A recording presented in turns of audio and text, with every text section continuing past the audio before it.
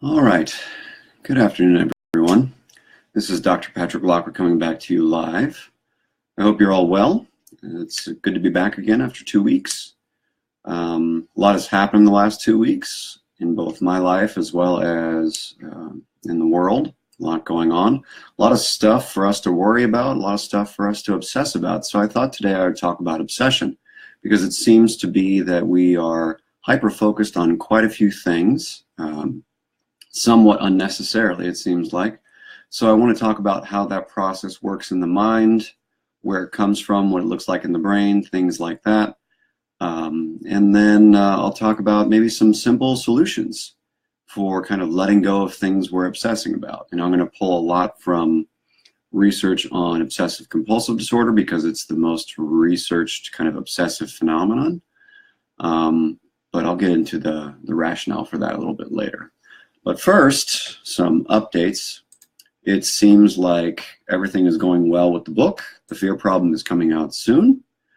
I've spoken with my publisher, and it seems like the last step is a once-over of the test layout for the entire book, see how it looks before it gets printed. So that's going to happen this week, hopefully. And after that is approved, it will be printed and on the way into your hands to Amazon. There will be an ebook version. So just be on the lookout for that. It should be coming soon. I know I've been talking about it for a while, but it's on the way.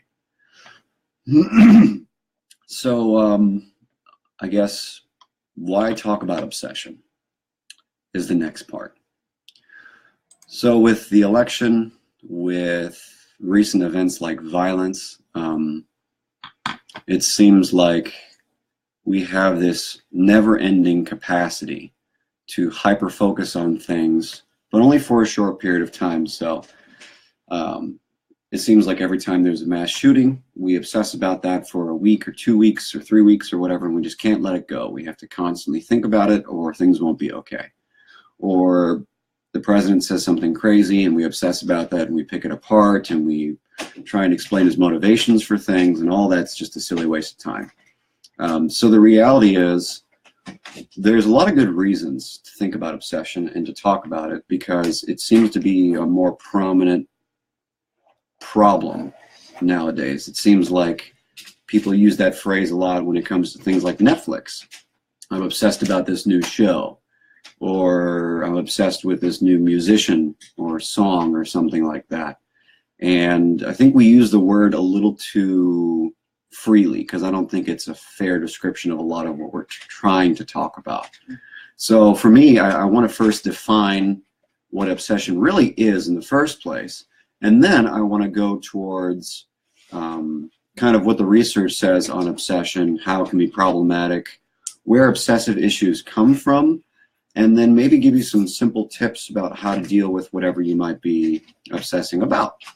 Whether it's a romantic partner or a career thing or a political thing or whatever it might be, I think the important thing to keep in mind is we have some natural tendency to think and think intensely and think in a very kind of overly repetitive way about an issue that's on our minds.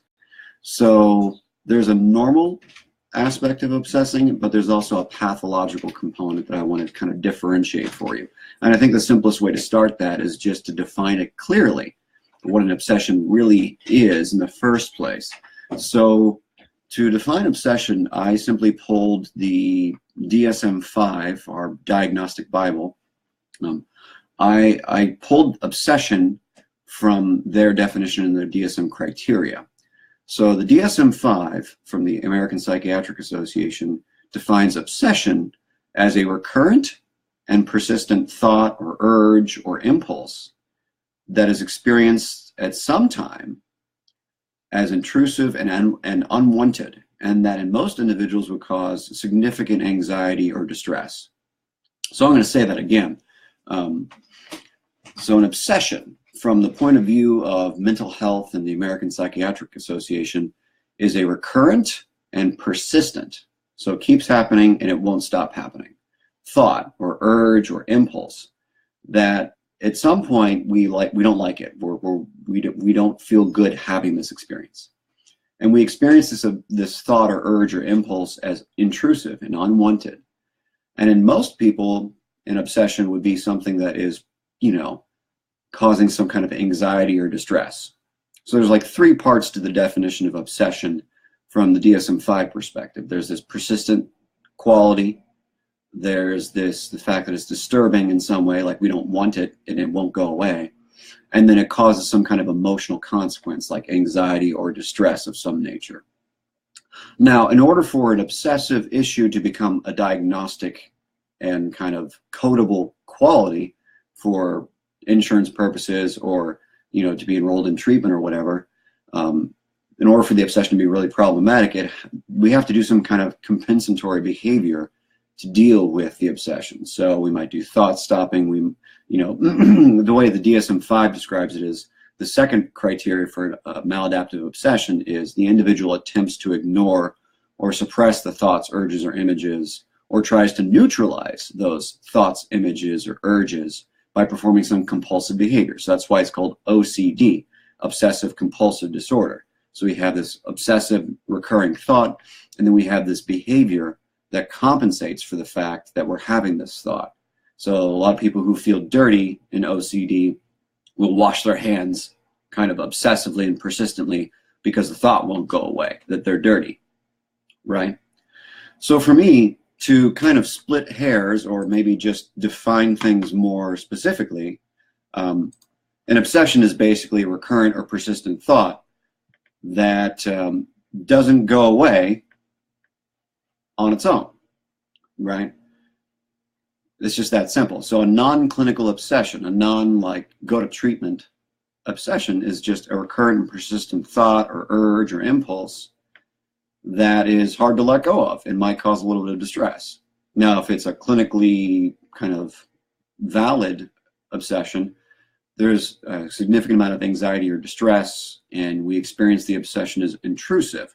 So you can have an obsessive process. So for instance, I obsess a fair amount about clinical stuff or research, and I just read all the time. In fact, I obsessed a little bit when I was creating this talk. I hyper-focused, and I could not let go of thoughts about what does this mean, and what does that mean, and what does this article mean, and what does the effect size of this study say, and all that stuff. So you hyper-focus on things to try and figure them out. But when it's a problematic obsession, not only is it recurrent and persistent thought or urge, but it's also intrusive and unwanted. So for me, I wanted to obsess about what the research says. I wanted to make sure that I had the most technically correct, scientifically informed way of thinking about this problem, this phenomenon. So I wasn't upset by the fact that I couldn't stop thinking, or I chose not to stop thinking. It was kind of an intentional obsession, if you want to call it that. Whereas a maladaptive obsession, from the point of view of the DSM, is something intrusive and unwanted, right? So I hope that difference makes sense. So whenever you say you're obsessing about Netflix, or you're obsessing about this newest song, it's not quite the same as a clinical obsession, because there's not an unwanted nature to it. There's not an intrusive nature to it. Though we've all had this experience, I'm sure, where you're sitting there and you hear this song on the radio, or you go to a restaurant and you hear it, or a song randomly pops in your head and you just can't get it out of your head. I've experienced that frequently. I'm sure you have as well. And that's technically an obsession. And it falls within the category of maladaptive obsession simply because it's intrusive and unwanted. We want to let it go. And we do something to try and ignore it, like think about other things or complain to our friends that I just can't stop thinking about, the fur release or something like that. I don't know. So that's the difference between the two types of obsessions. So in order to kind of get into just how problematic the obsessive process can be, I pulled from the OCD research. So I'm going to talk about that a little, right now. Because a lot of people say, oh, I'm so obsessed, or I have OCD or whatever. In fact, a lot of clients that I see kind of WebMD diagnose themselves as obsessive compulsive disorder, which is just not true. I mean, it's rare. So for instance, the research basically shows that most people obsess about things from time to time. That doesn't necessarily mean that their obsessive experience is maladaptive or problematic. And OCD itself is very, very rare.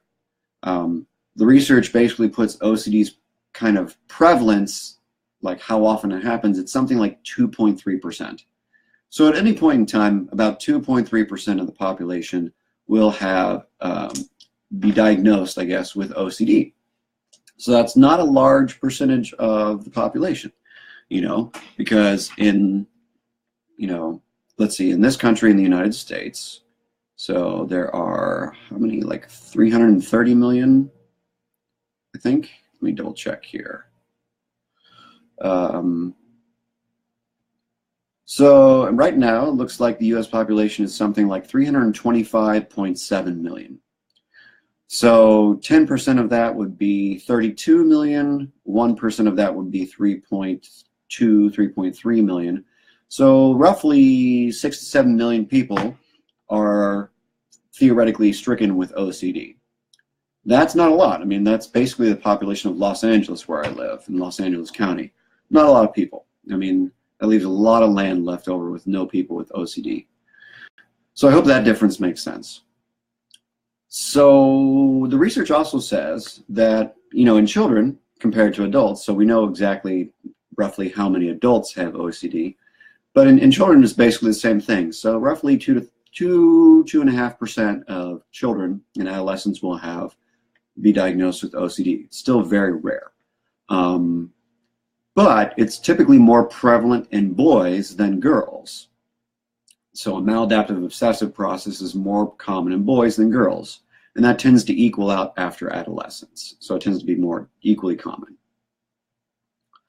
So basically, with the prevalence of OCD being so small, so to speak, it's definitely not a huge problem. There's no like world crisis about OCD. But the question is, I guess for all of us who are not diagnosable with OCD is, how intensely and how often will we obsess about things? And then where does this tendency to obsess come from? So why do we need it from the evolutionary psych perspective? Or, what are the reasons why people develop maladaptive obsessions like OCD or OCPD?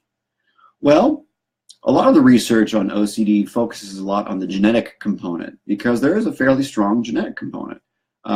Obsessive behavior is definitely correlated strongly with defects in the serotonin system of our brain and behavioral, kind of the serotonin system in terms of where it's kind of co-located with our motor system. And it's also highly correlated with parental issues in terms of worry and intrusiveness, which I'll talk about a little bit more here. But before I go there, I want to talk a little more specifically about what else can be confused with maladaptive obsessions. So, we often try to self-diagnose because, we want to make sense of our lives. Like, when we feel bad or we feel weird or we feel like we're not a part of, we tend to hop on something like WebMD and figure out who we are, what our diagnosis is, which is just not true most of the time. But there are some kind of overlap experiences in the diagnostic world, in the clinical world, for things like obsessions and OCD. So for instance, many people with Asperger's and with autism, or what they now call autism spectrum disorder, will find themselves obsessing about things that they just love. Like that's part of the diagnostic criteria, is that they have this kind of obsessive process about certain things like baseball stats or whatever it is. If you ever watched Rain Man, that was one of the things that Rain Man was obsessing about. OCPD, obsessive compulsive personality disorder, which I'm not going to define here because it's also rare, has a fair amount of overlap with OCD. And then often we find that people with trauma disorders, PTSD, complex PTSD, will obsess or ruminate about the horrible events that traumatize them. People who are easily described as drug addicts will obsess about using. They'll obsess about getting their drug. They'll obsess about lying. They'll obsess about avoiding consequences, right? That can look a lot like OCD. It's not, because it's situation specific and the obsession is not intrusive or unwanted. It might be a little intrusive if you're an addict. You don't want to think about using, but at the same time you kind of do. And then schizophrenia. So a lot of paranoid schizophrenics will definitely obsess about whatever worry-based, unrealistic scenario they have in their head. You know, so if they think their psychiatrist is out to get them or the police are out to get them, they're probably going to hyper-focus on that. And that has similar brain pathways, but different reasons why it's there. And, you know, for most people, we think from time to time we have some kind of obsessive problem because we just can't stop thinking about something, right? And then that has led researchers to kind of theoretically describe and push for criteria for a pure obsessive disorder without a compulsive behavior. However, the research literature is very kind of questioning that, because it seems like no matter what you do when you obsess, at some point you're going to do something compulsive to deal with the fact that you're obsessing, whether it's continuing to obsess or it could be some kind of behavior, like a mental behavior, like trying to think of something else compulsively, or self-judgmental statements, or whatever it is, ruminations, things like that. So when it comes to the literature on OCD, they describe a variety of common obsessions that people can struggle with. And I think it's all shades of gray, right? So not everyone who obsesses has OCD, and not everyone is going to suffer in the same way. So it's a spectrum. Like I just said with my example, I was obsessing about this research before I went live. I was thinking, what do I say? What do I do? Da da da da. What will it look like? Da da da da. Am I getting the facts correct?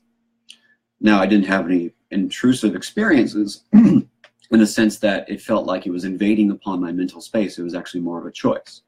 So, for instance, the common obsessions that people struggle with in OCD are sexual obsessions, aggressive obsessions, religious obsessions, addictive obsessions, or something you might want to think about if you're having any issues with your boyfriend or girlfriend or husband or wife, is reassurance-seeking obsessions. And one way that researchers kind of tease apart and pull apart obsessions like in OCD from things like ruminations and depression, which look like the same thing. So obsessions in OCD look a lot like ruminating in depression, which looks a lot like an intrusive memory in PTSD.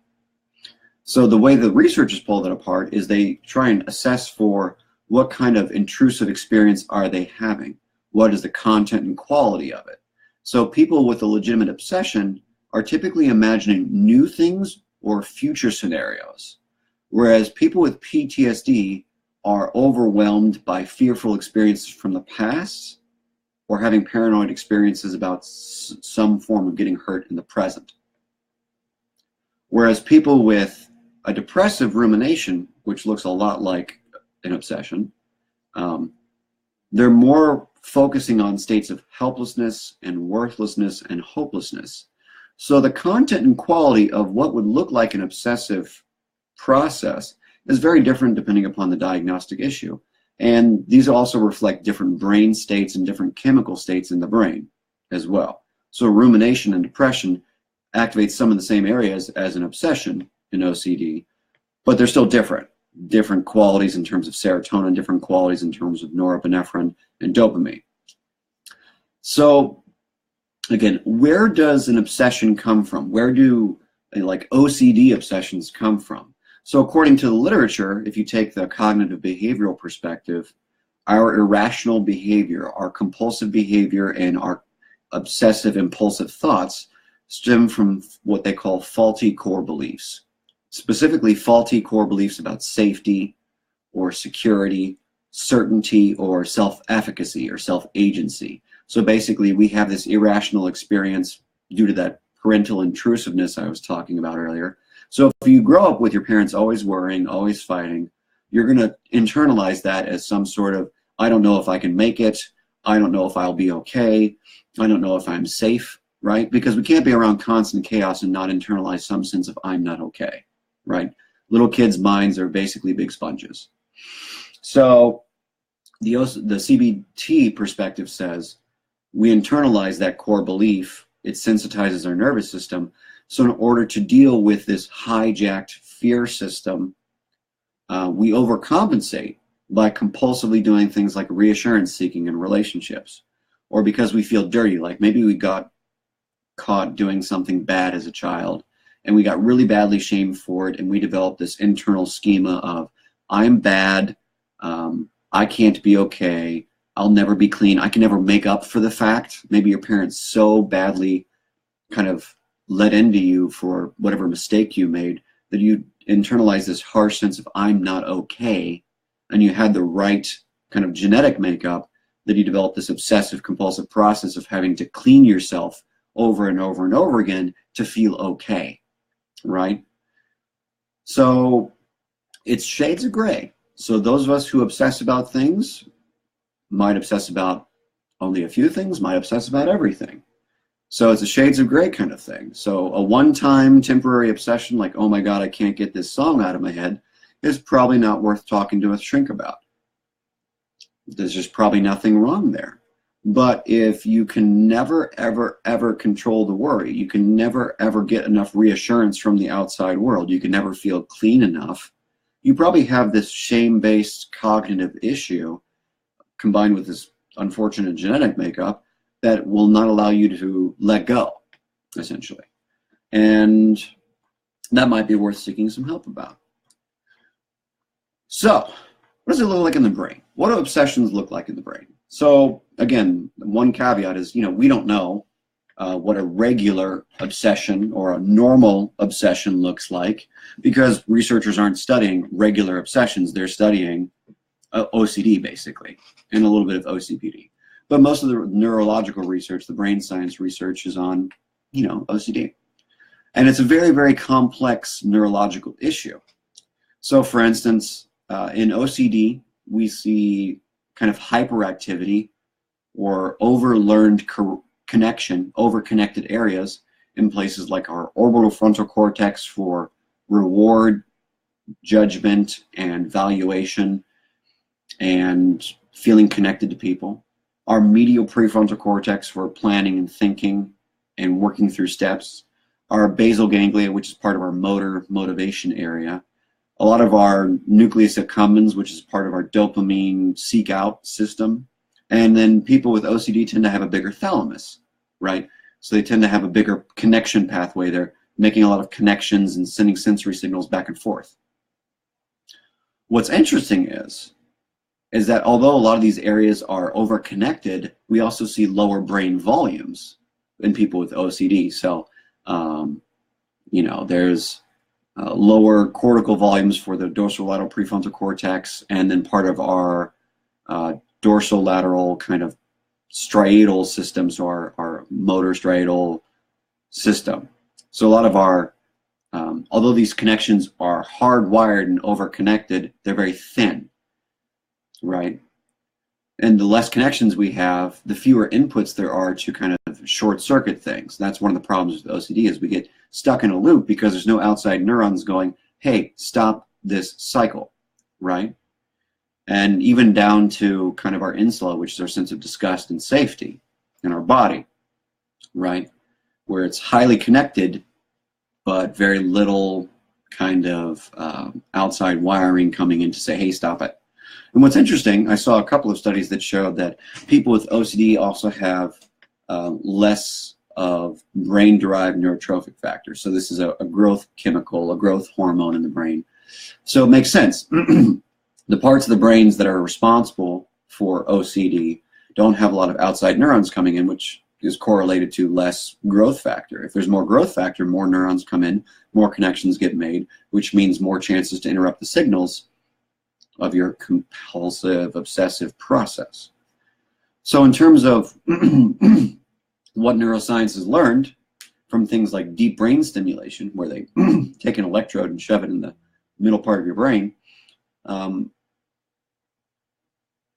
you can actually do things to stimulate things like the basal ganglia, the nucleus accumbens, things like that, to kind of, it's kind of like what shock is supposed to do for depression, psychosis. It's supposed to kind of restart the chemical process, kind of like shake it out of its feedback pattern by shocking it. And it's been shown to be helpful for, OCD cases where, meds aren't enough and therapy's not enough. And that's theoretically going to help these people. Once you've shocked their brain enough, it's going to help them regrow more self-regulating neurons from top to bottom and allow you to kind of break these feedback cycles in your brain. So the basic consensus from the neuroscience research, the psychology research, and the genetics research is that a combination of genetic sensitivity to the serotonin system along this basal ganglia, nucleus accumbens, orbital frontal cortex, thalamus pathway, up, bottom to top, combined with life experiences, basically allows people to become hyper monitors of reward-seeking curiosity circuitry that our frontal areas cannot switch off. So there's this disconnect. Even though they're highly connected, there's this overlearning of only functioning one way in these brain areas. So our midbrain kind of dopamine-based go seek out is saying, go think about this thing, get this thought process going about this thing. Because naturally speaking, we're all going to obsess a little bit and pre-plan a little bit whenever we want something that's normally good for us. So like, I need to go have lunch. I'm going to think a little bit kind of obsessively, where do I want to go? How does that want to be planned? What are the ins and outs? Blah, blah, blah, blah, blah, right? But an OCD that's been hijacked and pulled apart and turned into this very kind of rigid pathway. So because of the brain research, we're not sure that a pure obsession can happen in the first place. There's always going to be some kind of compensatory behavior, like going to get lunch, for instance. So what can we do to manage our regular non-clinical obsessions better, right? So most people with a regular obsession about anything don't need to do anything. They just need to kind of play the tape through and let it go. People with OCD, sadly, the research shows that most people with OCD only get meds. They don't really get any CBT or any therapy, which is weird because SSRIs are fairly effective in helping with OCD, according to the research. So if we're temporarily obsessing, we're probably still experiencing a little bit of a serotonin kind of downgrade and a dopamine upgrade. So there are things we can do to kind of naturally increase our serotonin. There are behaviors we can do, and there are supplements, so things like B vitamins and all that good stuff. Foods higher in tryptophan will help create more natural serotonin. Sun exposure has been correlated with serotonin increase. So those are kind of simple dietary things that are not perfectly science-driven, but there's a little research out there. In terms of behavioral things we can do to kind of get our serotonin system kicking in the right way, we can develop daily gratitude lists, we can engage in meditation, we can exercise more. All those things help our natural brain metabolic neurotransmitter cycle work better. And anything that we do to think kind of positively, even though I'm not a fan of thinking positively, will actually kind of upregulate our serotonin system.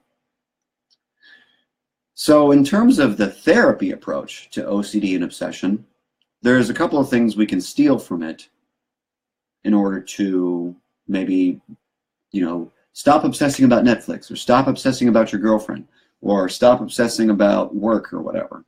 So the first and the most difficult skill we all have to learn whenever we're hyper-focused on something. So right now it's like gun control or the president or something else stupid like that. So in order to learn how to manage our obsessive, angry, ruminative process better, we have to learn how to sit with the feeling first.